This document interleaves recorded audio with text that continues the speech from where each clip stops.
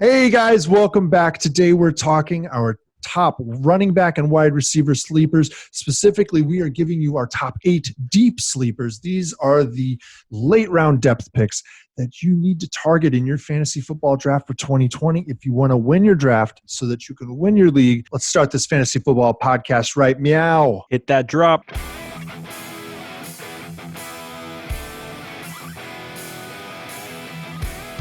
Hello and welcome to the Fantasy Football Upside. I am Justin and that is Kyle.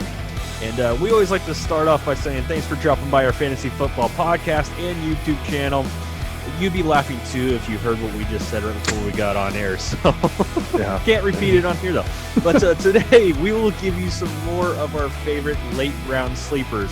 Now, whenever Kyle and I say late round sleepers, we're going to go with double-digit sleepers, so double-digit round sleepers. Yeah. So that's headed into the 2020 fantasy football draft season. Now, we did drop a sleepers episode last week, and we had a few more to share, so that's why we decided to do this. Definitely check that one out. And also, this is not the same episode, we promise you. This is not the same episode. We didn't double up or anything like that. We didn't cheat you guys. We're wanting to give you some more. So our episodes from Monday and Tuesday of this week, we gave you 2 mock draft episodes. One was a standard score, and the other one was a full-point PPR mock. So check that out in the description below, and Kyle will point at the most recent one as well. What do you got for me, Kyle? Make sure you hit that subscribe button, guys. It's been growing. We're appreciating it. It's awesome. Make sure you click that bell too, so you get notified every time we upload the podcast. And guess what, Justin? Guess what? What? This is the 50th time we've done that. We made it to this 50. Episode. Yeah, 50. We made it to 50. Yep, that gonna be about 50. Yeah. So. No reason to delay any further. Let's get some of those sleepers running here, guys. Let's do it. Let's dive right in head first into the shallow end. And all Justin, right. Who do you have for me as a running back sleeper?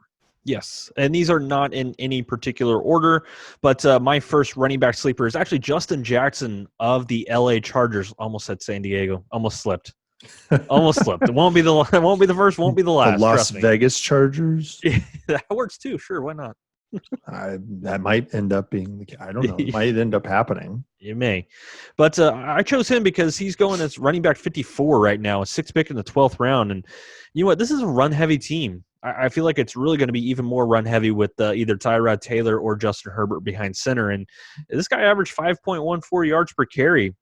And I see no reason for that to go down. I mean, okay, it might come down a little bit more with more work.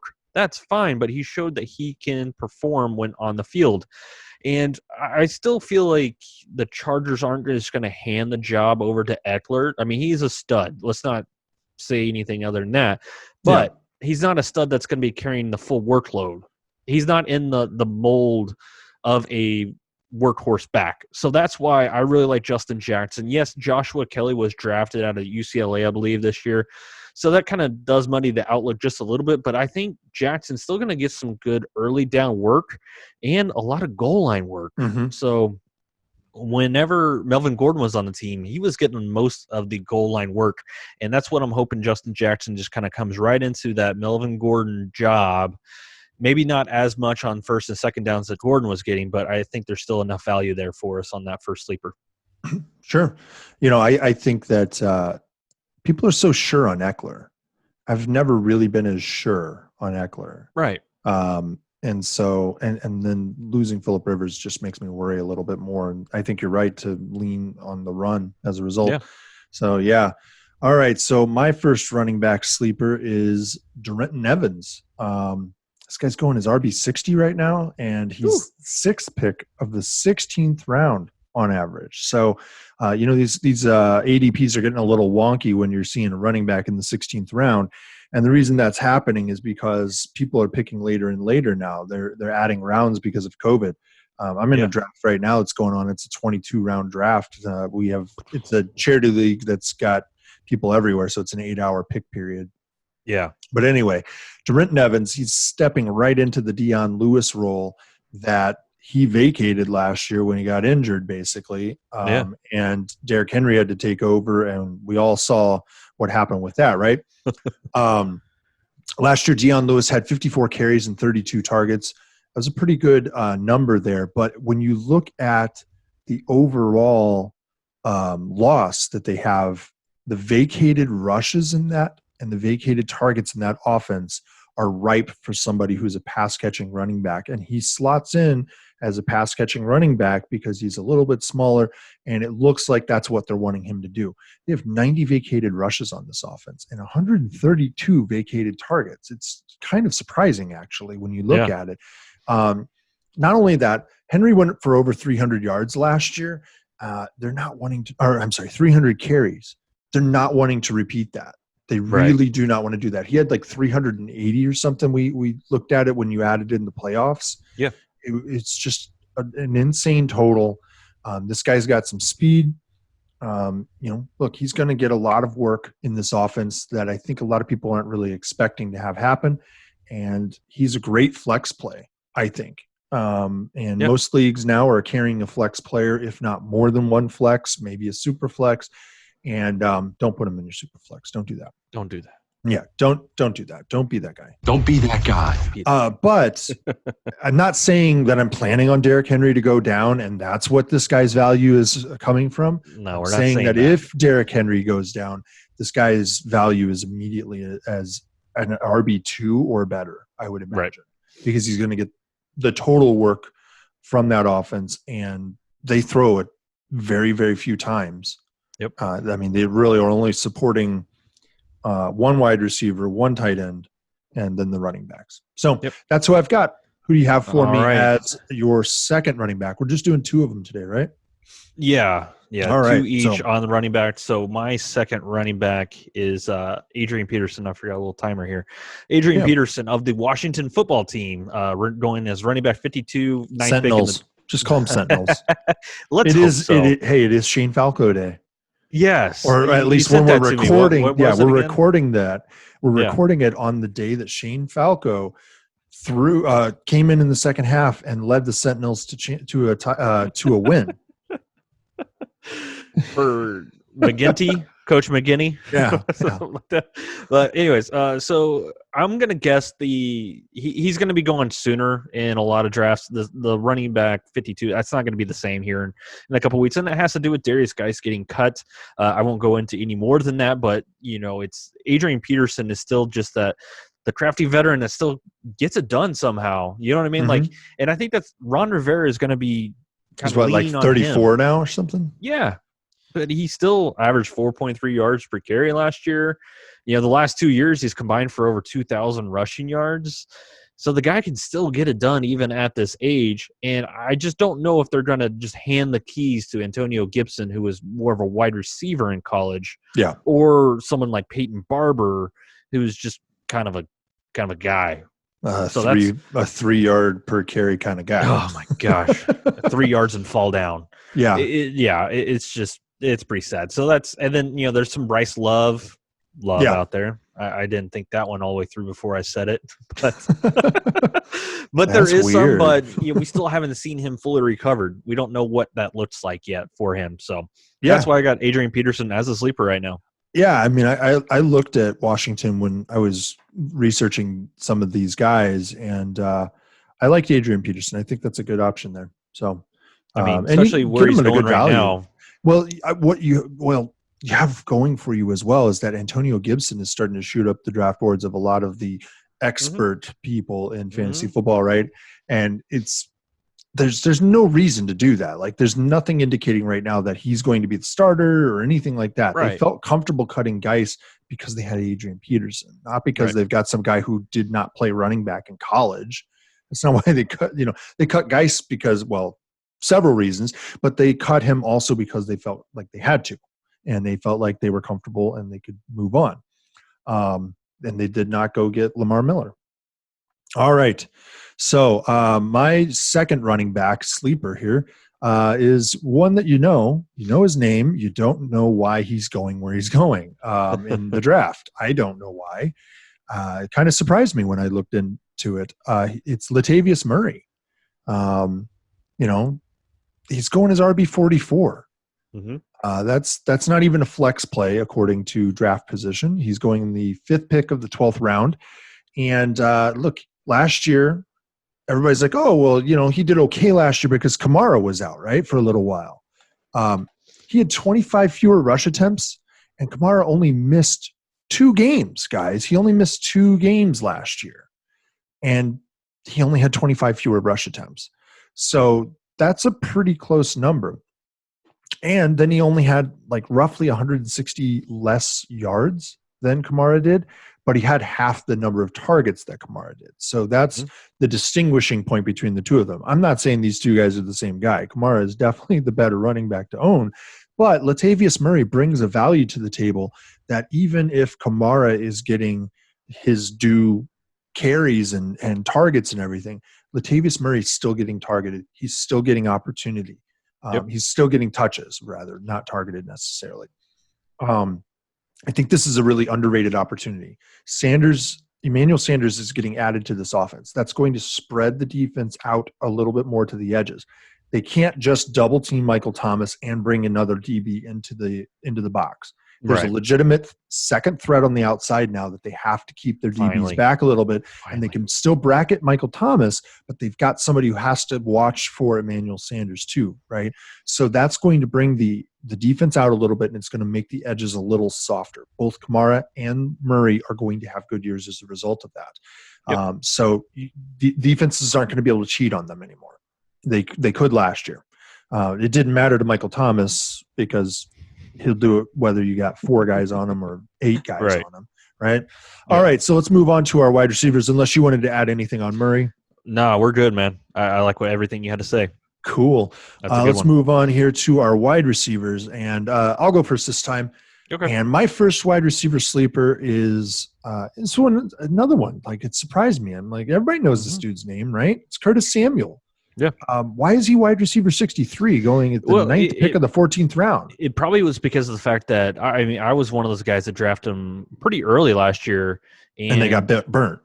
Yeah, and got burnt because Cam Newton didn't play the whole season. You had Kyle Allen throwing the ball, and no wonder they could only have one wide receiver worth a dang in fantasy. Yeah. Sorry. Well, that was my little rant on Curtis. Well, I'll tell you that if you dig into the stats on him, if you just go to the surface level and not think about it, you go, "Oh, this is dirty. I don't want any of this," right? Because he had 107 targets and he had 54 catches. Okay, so that right there sounds like, oh, that's just like you're spitting in my eye, right? But the thing is out of those 107 targets, who was throwing them? It was Kyle Allen. And 67 of them were classified as catchable targets. So he had 54 catches on 67 catchable targets. So his true catch rate, his true catch rate is 80% roughly. It was just over 80%. That's a pretty darn good catch rate. So then if you take that and you extrapolate that using the numbers that he had last year, mind you, he didn't play every game, but you extrapolate using the numbers that he had last year, or no, I'm thinking of my next one. You extrapolate the numbers that he had last year using that 80% catch rate, and you say, okay, well, let's say he just gets the same number of targets, right? Now, mind you, Robbie Anderson is there, so there's going to be a little bit of competition. But you apply that number to his totals from last year, boost him up the like roughly nearly 30% up, because he's going to have somebody who can throw the ball accurately at him. And that would put him over 1,000 yards, and he still had 7 touchdowns. Yeah. That's a wide receiver too. And you're getting him in the back of the 14th round. That's a sleeper. So even if you drop it down just a little bit to fill in for the Robbie Anderson thing, you still could possibly get a wide receiver 3 out of somebody that is possibly going undrafted in some leagues. Yeah, undrafted, or he's your 6th wide receiver off the board, 7th wide receiver maybe. That's an insane pick. Just consider the wide receiver 2 in an offense that's going to be in a 4 wide, 3 wide spread 80+% of the time, guys. Yep. All right. So, all right, who do you have for me, wide receiver? So my first wide receiver sleeper is N'Keal Harry for the Patriots. He's going wide receiver 58, 8th pick in the 11th round. And this, he had a very disappointing rookie year. And that happens a lot with rookie wide receivers, but he got hurt. He had a hamstring injury, and they actually put him on the IR and designated to return. He had a leg. That's the point. Yep. But the thing is when he came back, it was towards the end of the season. The Patriots at that point, they're really trying to make that playoff run and get everything fine-tuned. He didn't really have that time to build that chemistry with Tom Brady. So I feel like with an offseason of being healthy and improving, and he has Cam Newton thrown to him now, I just think there's more growth for a guy. There's a reason why Bill Belichick drafted him in the first round. He believes in him. I can't remember the last time Bill Belichick drafted a wide receiver in the first round, because I don't know if that's happened before. Maybe it is. There's probably going to be some sort of Patriots fan, but maybe someone's going to throw that down there. But I don't know. We talk a lot of smack about Tom Brady. We do. Maybe they do too. Maybe they do too. But we do it in jest. We do. But Cam Newton, he's thrown to big body wide receivers before, because I was thinking back of the Kelvin Benjamin days. I mean, this was before he ate the buffet. Really, really big bodied wide receivers. Like I said, he ate the buffet and then he ate his way out of the league. So, but I mean, he's kind of in the similar mold of that big bodied wide receiver, that high catch point kind of guy. So I like N'Keal Harry, and I still think he's pretty criminally undervalued right now. Sure. And what's his name? Julian Edelman will still take some targets here or there, but I just don't think he's going to get as much volume. The king of drops. Yeah, exactly. Yeah. Now the king of drops, and 11 drop passes if I remember. Yeah, 11 I think was the drop passes he had last year. Yep, something like that. All right, who do you got as your? All right, I've got next wide receiver. I really am surprised. I found. I'm surprised I found, or that I ended up settling on this guy as one of them, and it's Fallon Lazard. He's going as wide receiver 66. His ADP is 4th pick of the 15th round. This isn't surprising to me. Those numbers aren't surprising. The drop, buddy. You want me to hit it? You want me to? Yeah, no, you can. Go, Pat, go! All right, so right back to it here. There's a couple reasons why. So he only, I think, played in 11 of the games last year. He had 477 yards on 35 catches and 3 TDs. So you have to imagine that that's going to creep up a little bit. He no longer has Funchess as a competition. They didn't draft any wide receivers, so unless you saw them draft one, I don't know. Maybe I missed it. I wasn't paying enough attention, I guess. But anyway, this offense has 160 vacated targets. 115 of them are between just Jimmy Graham and Geronimo Allison. Yeah. So they were comfortable letting go of Geronimo Allison because they were like, we don't need you. There's a reason why they were comfortable. Yeah, a lot of people. So other than Sternberger, who's going to take these? Okay, there's Marquez Valdez-Scantling, Reggie Bagleton, a small wide receiver. There's Equanimous St. Brown, and there's a couple other guys, right? But they're just also Rands. Really, they are. So there's really, in my opinion, there is no confusion at this point because Funchess is gone. There is no confusion as to who the wide receiver 2 in this offense is. They show apparently in the film room, they're showing regularly to the whole team video of him because of how hard he works every play, the whole play. Yeah. And so they really like his attitude. He doesn't come off the field because he's a big guy. He helps in the run game as a result. And I'll tell you, go look at some of his blocking in the run games on videos on YouTube. You can find them actually because people see it and they're like, holy crap, he just bodied this linebacker and then slammed him to the ground. Like, it's insane. Some of the blocks he throws. So there is a correlation, guys, when it comes to that. That means he's on the field a lot. Yeah. So whenever Rodgers has to audible out, I mean, that's another option. So that is something always to look at as well. Yeah. He's on the field. Yeah. And we know they're going to be a running team more often. So it enables that offense to keep moving at the pace that they want without having to bring guys on and off. And that's also something that Rodgers prefers. It's the same reason that we like Robert Woods over Cooper Kupp. Yeah. And then Rodgers, I mean, he's always singing the praises of Allen Lazard. He always has. It always seems like it's coming out of camp that he's talking him up. Yeah. I mean, for me, I don't really remember Aaron Rodgers talking up wide receivers that much. You know, a lot here and there he does, but it's like never as consistent. Your big ones. Yeah. Oh, and this guy's undrafted. Like you don't see it with that, especially. No. So, all right, who do you have for your last wide receiver? Our last name for today. All right, our last one is Dede Westbrook of the Jacksonville Jags, wide receiver 65, and he's going in the 15th round, second pick in the 15th round, and that's just criminal. Yeah, and we got really deep here on these sleepers, didn't we? I didn't realize how far back we went. Well, that's the thing is, he shouldn't be going this far back. No, not really in that offense. No, I mean, if you can find another wide receiver that's had 101 plus targets the last 2 years, which he's done, he's landed on 101 targets the last 2 years each year and 66 catches each year. It's like, how do you do that? Like, how do you land on both of those equally? So, did he have the same yardage? No, he did not. I know. Going the trifecta. I know. I could have just lied. No one was going to look it up anyways. Nobody's listening. No, we're good. Yeah. We're good. But I just think there's still a lot of value here because this is going to be a passing team. They're probably going to be playing from behind a lot. And, Gardner Minshew, he can launch the ball. He's pretty good, accurate down the field. I mean, a lot of those down the field targets are probably going to DJ Chark because Dede usually works out of the slot. But I just think, he's going to keep improving that chemistry with Gardner Minshew, and I just think this is some really good value. Yeah, it's going to be hard to trust him as your starting lineup kind of wide receiver, but if you can get this kind of guy as a depth pick and you could use him in your bye weeks or something like that, he's not going to hurt you because he has a decent floor because of those targets. So I'm not really worried about Laviska Shenault. I'm not really believing in that hype train. He comes in with a lot of injury concerns.